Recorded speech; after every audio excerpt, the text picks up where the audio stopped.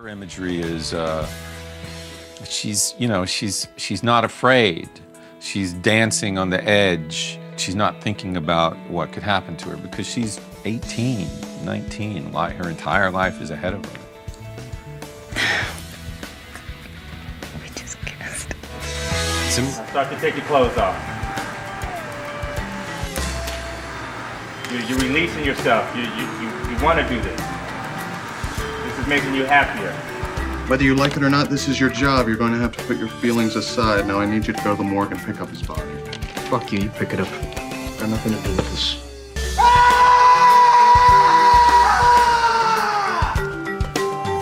He's the most visionary person in the promo because he's sitting there and he's looking beyond everything and he's standing kind of strong, which to me was where his character was going that year.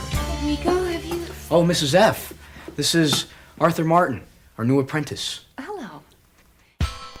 I think the moment in the promo where Ruth cries was, again, a little bit of a mislead because we wanted the promo to be ambiguous about what actually happened to Nate. And so Ruth's imagery seems to be very lonely. There's a moment where Lisa's holding her baby and then Ruth is on the other side holding a baby. And I think in our minds we were thinking that was possibly Nate. That was her firstborn. And, light and darkness exist together. You can't have one without the other.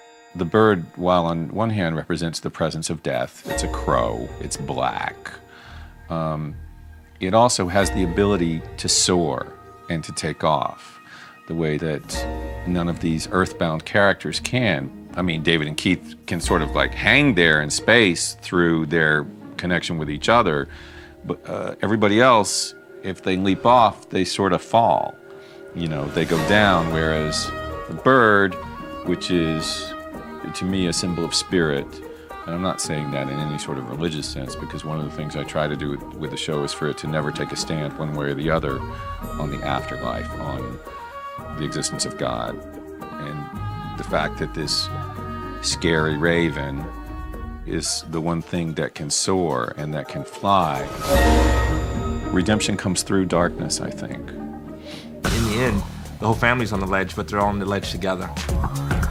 It's very challenging for a character to step outside of themselves to do a promo and still be in character, because there's a duality happening there. There's the duality of them as actors, as them as characters in a world that's not defined by a script, that's not defined by dialogue.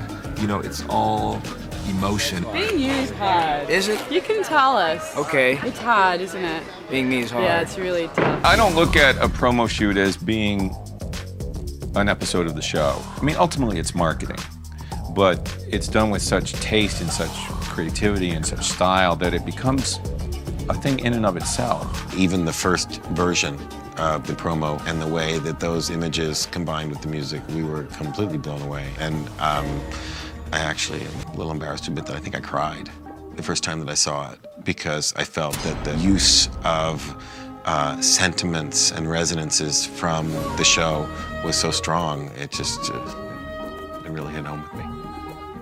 I think we all just sort of sat there and kind of went, wow.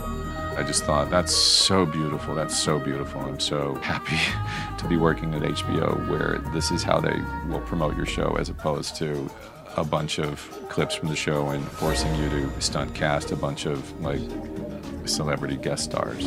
So how's life? How's death? Good, good.